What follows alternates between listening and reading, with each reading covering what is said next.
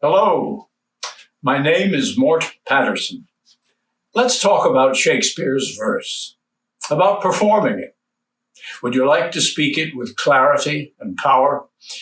Well, yours truly has played some of the bard's best roles, and I've identified a way to use rhythm that helps an actor do that. If you're new to Shakespeare's verse, you may need help because far too many listeners say they can't understand it, but they can if your rhythm helps them.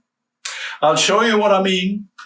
My goal is to help you manage rhythm in a way that makes delivery of Shakespeare's verse more believable, expressive, and clear.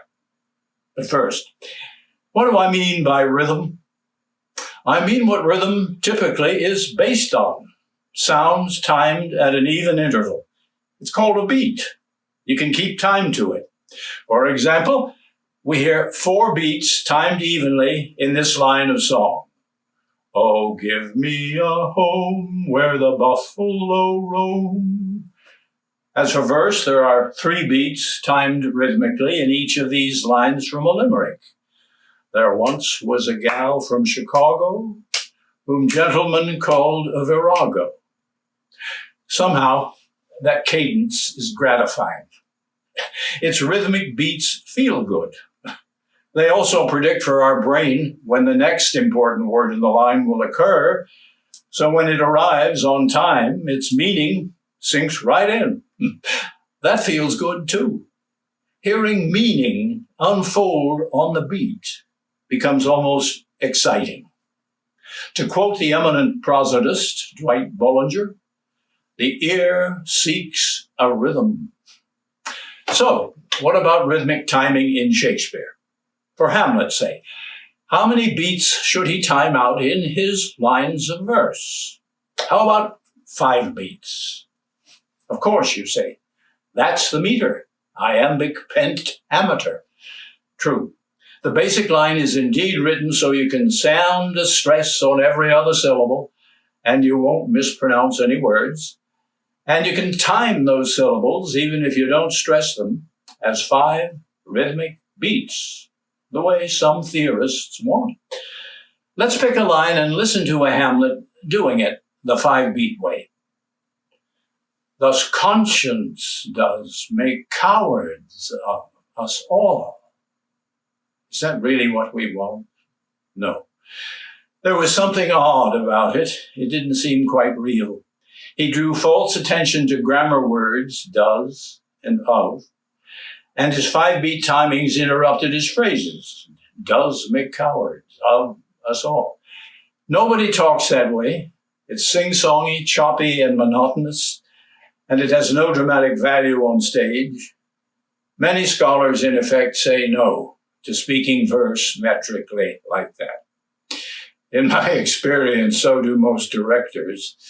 It actually hurts understanding because if every other word or syllable gets the prominence of a stress or a beat, the few important words don't stand out. So, why not forget rhythm and just talk the way we do every day? Mostly run our words together, sometimes really pounce on 1 or 2. Thus, conscience doth make cowards of us all, and thus the native hue of resolution is sickly nor with a pale cast of thought. Did you catch his irony there? I didn't. I didn't really understand the lines because he jumbled and jerked through them, gabbled them, as verse coaches say. Various key words got no emphasis. I didn't feel any rhythm either. Whatever he had didn't help him. Now, for a Hamlet who uses rhythm differently. You might say he's a heretic because he doesn't use 5 beats in every line. He's intent on meaning, not meter, so he uses only as many stresses and beats, or as few, as there are meaningful content words in the line, usually 3 or 4, sometimes only 2. And he times those key stressed words as even beats. That pleasurably aligns the physical with the cognitive, the danceable beats we love for their own sake, with the moments of meaning that delight our mind as they unfold throughout the line. Thus conscience does make cowards of us all. In short, our Hamlet picked out the three content words in the line, conscience, cowards, and all, and then timed those key words rhythmically to an even beat. Routine function words like does and of were chunked, unstressed, with this stressed beat syllables or around them. The numbers of syllables between beats varied naturally, so his phrases were fluent, not interrupted. Does make cowards of us all. So did he disregard the meter's iambic stresses on does and of? He did, and rightly so. Most scholars agree that normal speech must take priority, and it would never stress does and of here, nor give them the prominence of a beat. This Hamlet's stress beats only on key content words, timed at the reassuring intervals our brains love, helped make this irony powerful and clear. The brain loves predictability. Ask any neuroscientist. Now, listen to a Lady Macbeth. She too is using 5 beats. She feels that Macbeth is too good a man. Eager to make him bolder, she says she will chastise with the valor of my tongue. So why, in her eagerness, did she single out the 2 prepositions in that line? With the valor of my tongue. Because that's where the meter puts stresses. Once again, nobody talks that way. This lady's not real. Let's listen to one who is. And chastise with the valor of my tongue. That's how Judi Dench stressed the line.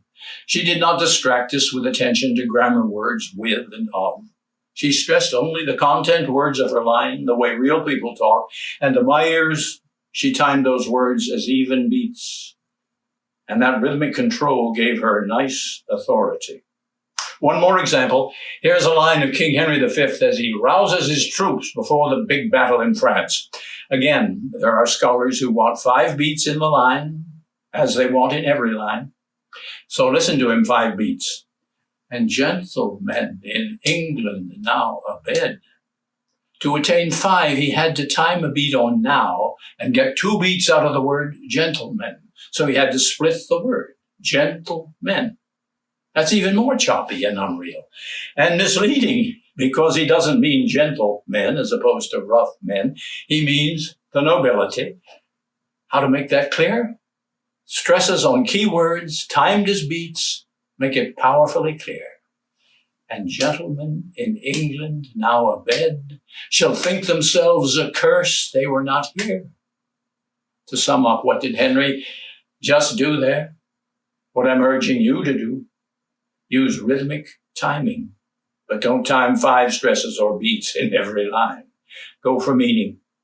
In each line, stress only the key content words, however few, and time those stresses as pleasurable even beats. We can call them stress beats. Phrase the unstressed words or syllables around them. Their predictable timing gives the listener's brain a cognitive advantage. That's just not my notion. It's science. Neuroscientists have tested it experimentally. Let me quote one of their studies.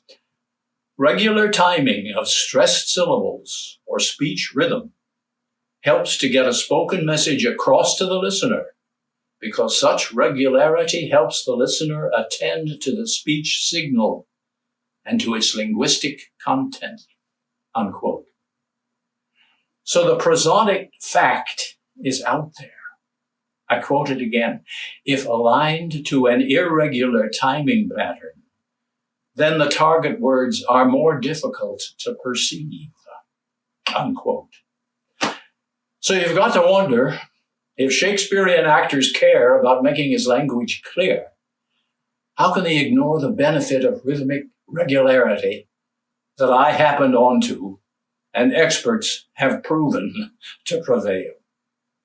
If actors will recognize and exploit it, they can avoid what a drama critic a century ago said was the actor's unpardonable sin. He called it the dissociation of rhythm and meaning. My kind of rhythm provides the opposite, the association of rhythm and meaning. To be fancy, you could call it semantic isochronism. The meaning of a line gets clarified by equal iso, timing, chronic of its key words. The body and the mind love it. So will your listeners. They will groove to meaning. To conclude, here's a monologue by Hamlet. He has just seen a visiting actor perform a speech with overwhelming grief for Hecuba, the dead queen of Troy. Hamlet is astounded that the actor can be so passionate about an imaginary situation.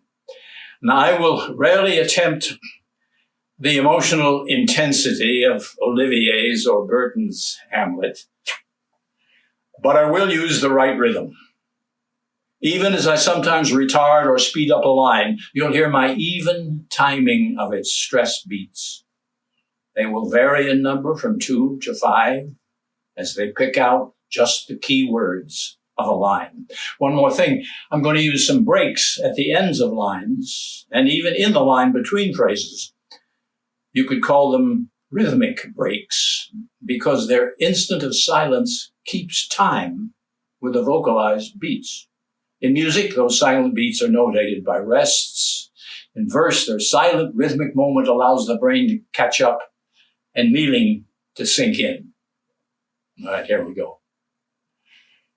Is it not monstrous that this player here, but in a fiction, in a dream of passion, could force his soul so to his own conceit, that from his working all his visage wan, tears in his eyes, distraction is as a speck, a broken voice, and his whole function suiting with forms to his conceit, and all for nothing? For Hecuba? What's Hecuba to him, or he to Hecuba, that he should weep for her? What would he do? Had he the motive and the cue for passion that I have? He would drown the stage with tears, and cleave the general ear with horrid speech, make mad the guilty, and appall the free, confound the ignorant, and amaze indeed the very faculties of eyes and ears. Yet I, a dull and muddy-mettled rascal, peak, like John a dreams, unpregnant of my cause, and can say nothing. That was my semantic rhythm. It offers what Bolinger said gives power to our speech. Let me quote him once again. The main tonal means of stirring the hearer with the power of our message is by the accents we choose and the way we arrange them. The ear seeks a rhythm. Stretches of several syllables can be grouped into accentual beats. Unquote. Try it, my friends. Your listeners will thank you. Before I go, if you want more information on the communicative value of the right rhythm in verse performance, check out my article on the subject in Shakespeare Bulletin.